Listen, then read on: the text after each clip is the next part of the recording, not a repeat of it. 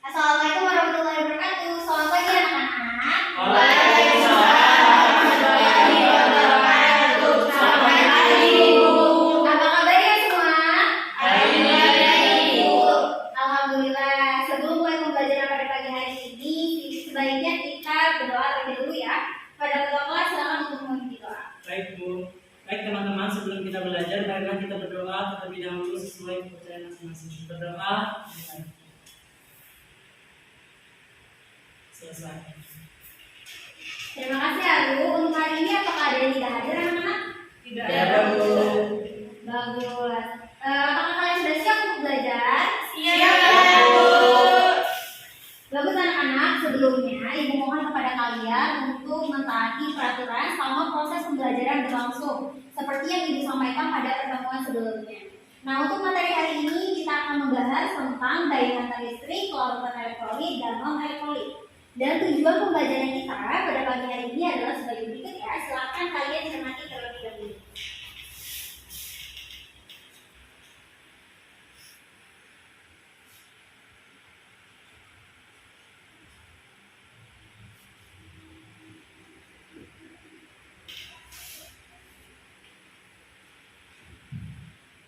Bagaimana anak-anak? Apakah sudah selesai?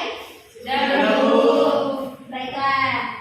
Sebelum mulai pembelajaran, Ibu ingin bertanya terlebih dahulu kepada kalian. Apakah kalian mengetahui cairan apa atau larutan apa yang ada di dalam kendaraan bermotor sehingga dapat menghantarkan listrik untuk menyalakan kendaraan bermotor? Saya Bu, Ya, Tipe. saya pernah baca artikel terkait hal tersebut. Jadi cairan yang ada di motor itu namanya aki Bu. Ya, benar ya, Tipe. Lalu apakah kalian pernah melihat orang yang tersengat arus listrik ketika menyentuh sumber listrik dalam keadaan basah? Pernah Bu? Iya Bu, saya pernah tersengat juga Bu. Terus kemudian saya menonton berita, ternyata kalau aliran listrik ini memang sangat mudah menyengat jika kita menyentuh sumber listrik dengan keadaan basah ada airnya Bu. Ya, bagus ya Yuli. Nah, sekarang kalian kan sudah dibagikan ya dalam beberapa kelompok pada pertemuan sebelumnya. Silakan kalian berkumpul dengan kelompoknya masing-masing.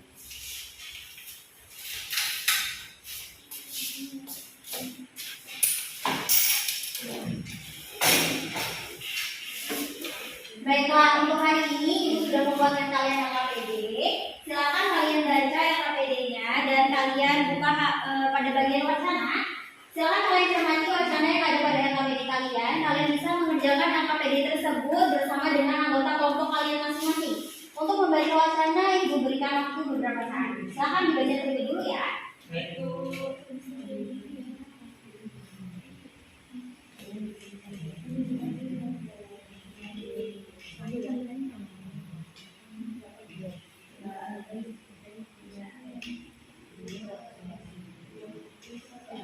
Bagaimana anak-anak? Apakah sudah selesai membaca wacananya? Sudah Bu.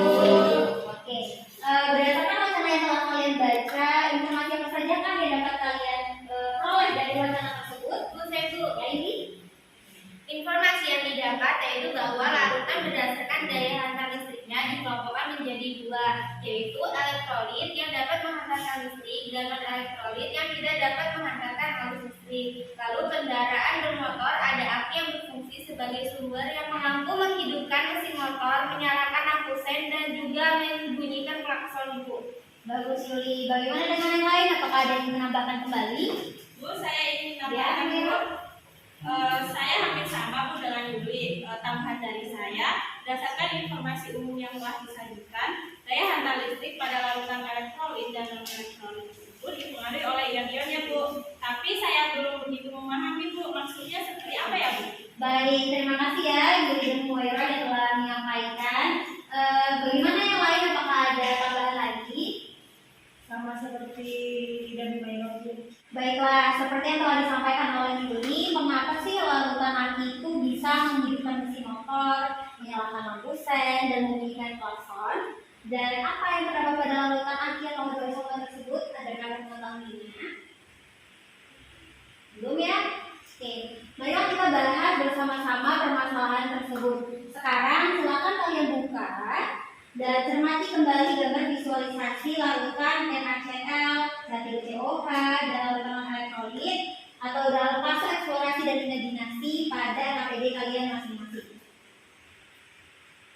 Ibu beri waktu beberapa saat ya. Silakan sekarang kalian bisa langsung bersama kelompoknya mencermati pada bagian fase eksplorasi dan imajinasi.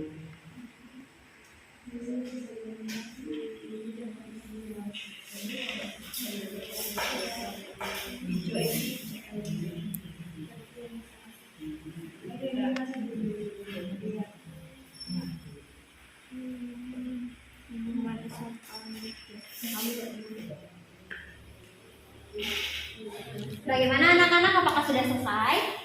Sudah, Bu. Bu, ya Dela? Kami dari kelompok 1 izin bertanya. Ya, silakan Dela. Mengapa AKI, kemudian minuman isotonik dan larutan garam itu termasuk ke dalam larutan elektrolit?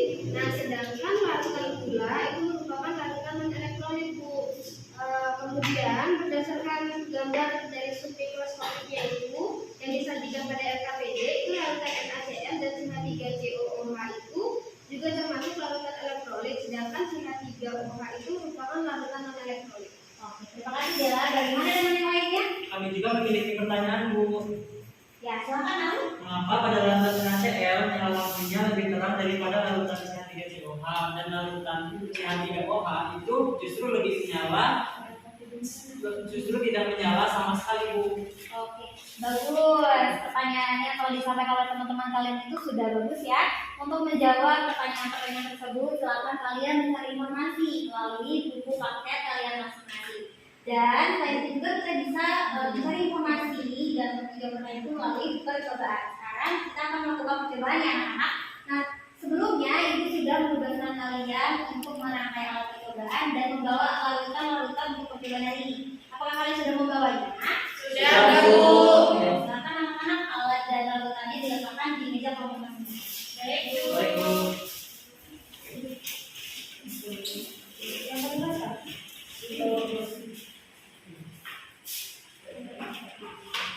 Bagaimana semuanya sudah siap alat dan larutannya? Sudah, Bu. Nah, sekarang silakan kalian melakukan percobaan, ikuti instruksi yang ada di LKPD kalian. Dan berdasarkan percobaan kalian, jangan lupa untuk mengisi tabel hasil percobaan atau hasil pengamatan kalian berdasarkan percobaan tersebut. Silakan kalian bisa langsung memulai percobaannya. Baik, Bu.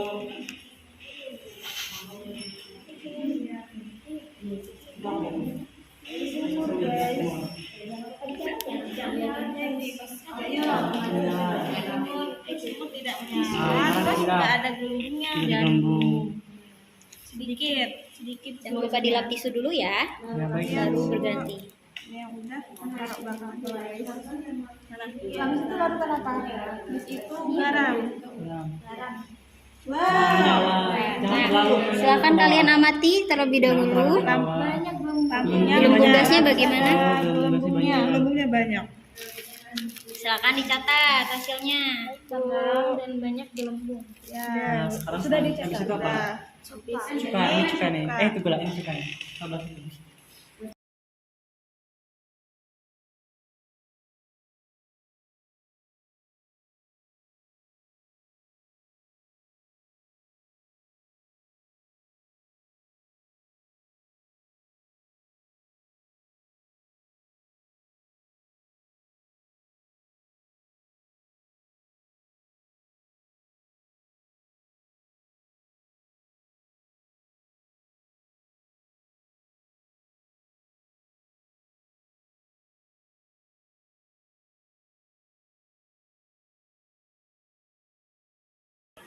Sudah semua anak-anak? Sudah, Bu. Oke.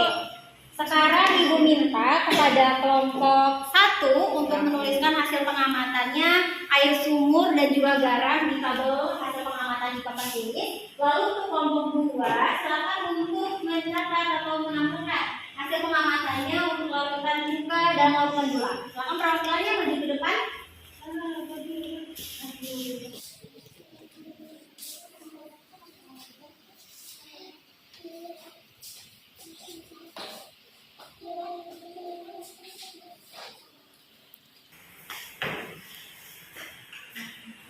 Baik, terima kasih ya Alu dan Dina yang sudah mewakilkan kelompoknya masing-masing untuk menyampaikan hasil pengamatannya ke depan. Nah, sekarang berdasarkan percobaan kalian yang bisa mengidentifikasi hasil dari percobaan kalian. Saya Bu, Ya, Gina, silakan. ada larutan yang nyala, lampunya terang, lalu juga tidak menyala, dan ada yang banyak gelembung, sedikit gelembung, dan tidak ada gelembung gas yang dihasilkan Bu. Ya, terima kasih ya Gina, sudah bagus. Nah, sekarang berdasarkan hasil pengamatan kalian, larutan apa saja yang lampunya menyala dan menghasilkan gelembung gas? Larutan garam dan larutan cuka Bu. Ya, Di mana kedua larutan ini mampu membuat lampu menyala dan muncul gelembung gas. Dan ada lagi Bu, yaitu air sumur. Air ini ada gelembung gasnya sedikit, tapi lampunya tidak menyala. Apakah larutan ini termasuk larutan elektrolit ya Bu?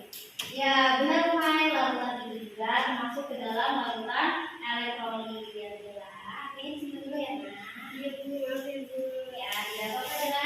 Oke, kita lanjutkan ya anak-anak. Sekarang kalian perhatikan gambar mikroskopik dan makroskopik yang ada di dalam APD kalian untuk larutan NaCl dan CH3COOH. Dan ibu minta kepada kalian siapa yang berani menyampaikan pendapatnya. Apa itu larutan elektrolit berdasarkan hasil percobaan dan gambar tersebut. Ya, silakan Olga. Menurut hasil pengamatan saya, larutan elektrolit itu larutan yang dapat membentuk ion-ion bebas dalam larutnya Bu. Nah, ini ditunjukkan pada gambar spektroskopi larutan NaCl dan CH3COOH, sehingga larutan dapat menghantarkan listrik. Nah, pada percobaan yang telah dilakukan, larutan ini juga memiliki ciri yakni dapat menyalakan lampu dan menghasilkan gelembung gas pada elektrodanya Bu. Bagus. Bagaimana yang lain? Saya Bu sependapat dengan Olga. Nah, kalau kita perhatikan kembali di gambar tersebut, larutan NaCl itu di dalam air akan terionisasi seluruhnya menjadi ion-ionnya Bu. Nah, di situ ada ion Na positif dan Cl-, sedangkan untuk larutan CH3COOH itu nanti juga terionisasi Bu. Ada ion CH3COO- dan ada juga ion H3O+, tapi masih ada juga yang bentuk molekul CH3COOH-nya Bu. Ya, bagus dan tepat sekali ya jawaban dari Olga dan Al. Kita beri tepuk tangan dulu dan kita. Nah, berdasarkan hasil percobaan tersebut, larutan apa yang nyala lampunya paling terang dan paling banyak gelembung gasnya? Saya Bu, larutan garam Bu, nyala lampunya paling terang dan paling banyak gelembungnya Bu. Ya, bagus Yuli. Selanjutnya, bagaimana jika dibandingkan dengan larutan cuka?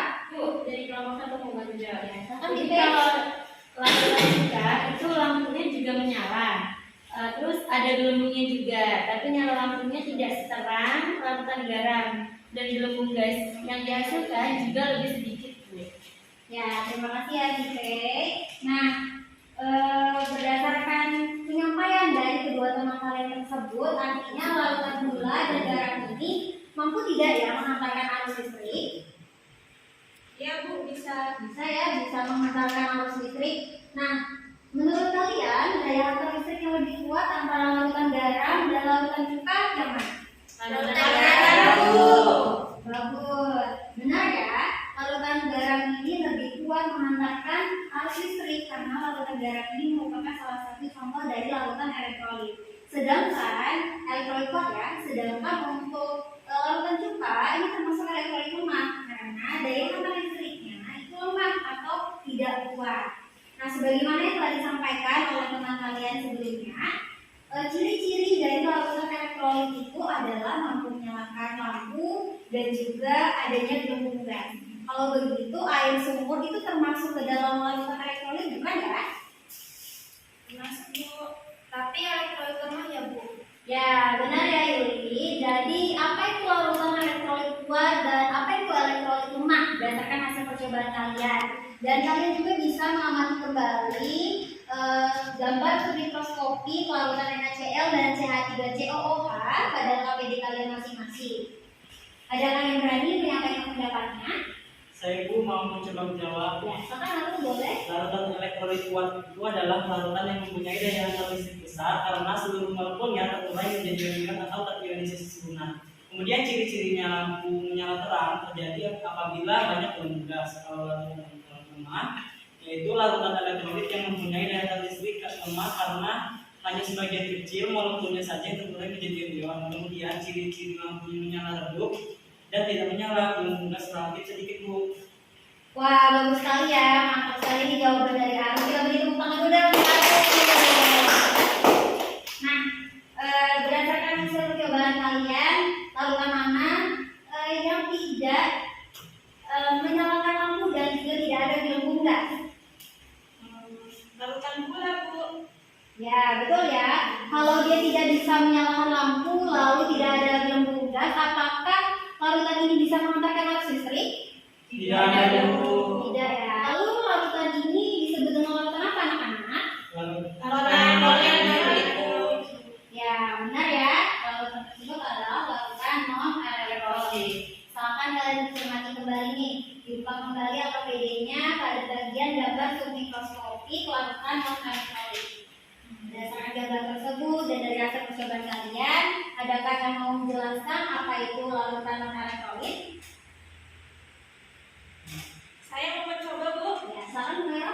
Kalau menurut saya berdasarkan gambar submikroskopik dan makroskopiknya yang telah disajikan, untuk larutan non-elektrolit itu jika dalam air larutannya tidak terionisasi menjadi ion-ionnya Bu.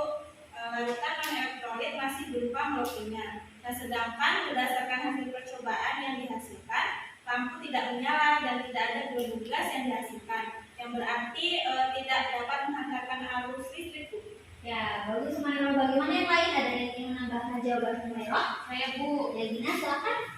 terima kasih Bu. Tambah dari saya, karena larutan non-elektrolit ketika dilarutkan dalam air, larutannya tidak terionisasi menjadi ion-ion, tidak seperti larutan elektrolit yaitu NaCl dan larutan CH3COH yang terion menjadi ion-ion bebas. Hal inilah yang menyebabkan larutan elektrolit tidak mampu menghantar listrik, sementara larutan elektrolit bisa menghantarkan listrik. Wah, mantap sekali ya jawaban dari Mairo dan juga Dina untuk menyampaikan pendapatnya apa itu larutan non-elektrolit. Selanjutnya, Ibu minta pada setiap kelompok ada yang berani untuk menyimpulkan hasil pembahasan kita kali ini dan juga berdasarkan hasil percobaan kalian. Kelompok satu, silakan kelompok satu maju ke depan.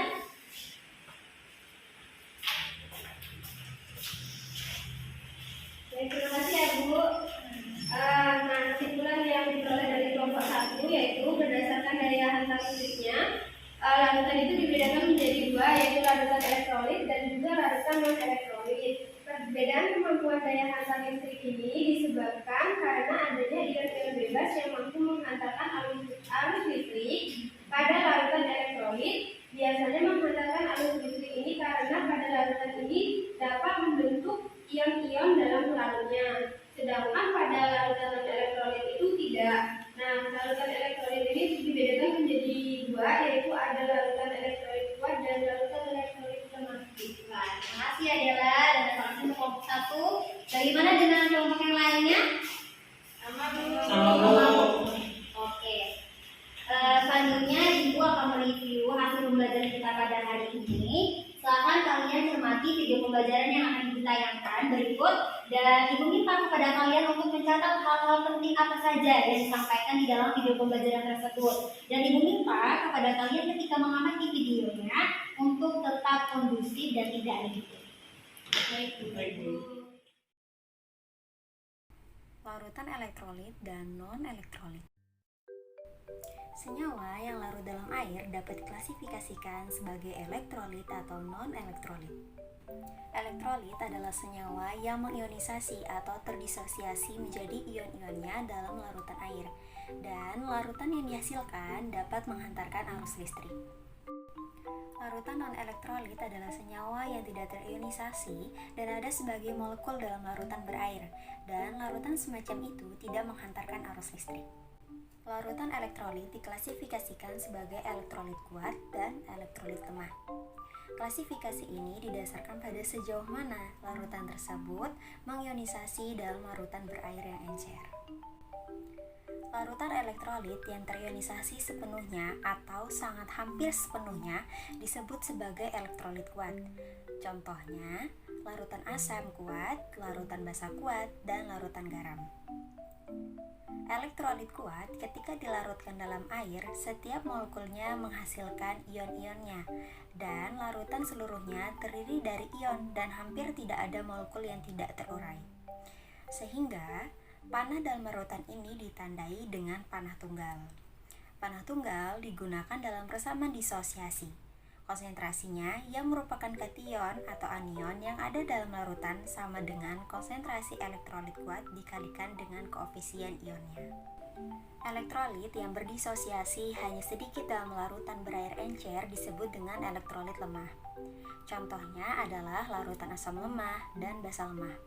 Karena elektrolit lemah hanya terionisasi sebagian dalam larutan berair encer dan kesetimbangan terbentuk antara ion dan molekul tak terionisasi. Reaksi kesetimbangan ionisasi diwakili oleh panah ganda antara ion dan molekul yang tak terionisasi dari elektrolit lemah. Larutan non-elektrolit dapat larut dalam larutan tetapi tidak membentuk ion sehingga tidak dapat membawa arus listrik. Saat kita melarutkan gula dalam air, ada daya tarik yang relatif kuat antara molekul gula dan air, sehingga gula dapat larut. Namun, molekul gula dibiarkan utuh saat larut. Mereka tidak menghasilkan ion-ion bebas. Nah, demikianlah penjelasan dari materi larutan elektrolit dan non-elektrolit untuk submaterinya, yaitu topiknya daya hantar listrik. Nah, sekarang Ibu ingin mengevaluasi nih hasil pembelajaran kita hari ini melalui permainan games TTSK atau teka-teki silang kimia. Ayo Bu. Ayo, kita main ya bersama-sama. Oke, untuk teka-teki 3 mendatar ada yang bisa menjawab? Oke, tenang ya anak-anak, karena yang terlebih dahulu mengatakannya itu adalah Yuli. Kepada Yuli apa jawabannya? Jawabannya sempurna, Bu. Ya, betul ya. Lanjut untuk soal nomor 7. Tenang ya anak-anak, karena yang terlebih dahulu Gina apa jawabannya? Elektrolit Bu jawabannya. Ya, betul ya. Bagus Gina. Sekarang untuk teka-teki nomor 11 ya.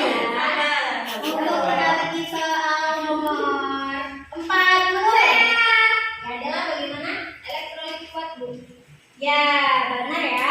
Oke, untuk teka-teki yang lainnya bisa kalian kerjakan bersama dengan kelompok kalian masing-masing. Di AKPD kalian masing-masing pada kelompok paling terakhir itu sudah disediakan teka-tekinya. Bagaimana anak-anak untuk pembelajaran hari ini? Apakah ada yang ditanyakan? Cukup, Bu. Baiklah, jika tidak ada pertanyaan, untuk pertemuan selanjutnya kita akan membahas lebih lanjut penggolongan daya hantar listrik larutan elektrolit.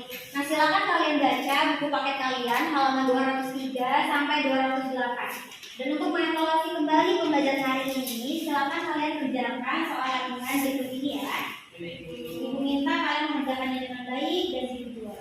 Dan ketika kalian sudah selesai mengerjakannya, kalian bisa mengumpulkannya kolektif bersama dengan ketua kelas.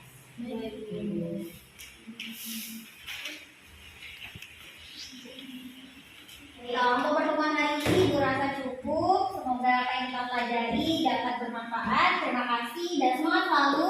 Dan Ibu akhiri, wassalamualaikum warahmatullahi wabarakatuh. Waalaikumsalam warahmatullahi wabarakatuh. Terima kasih.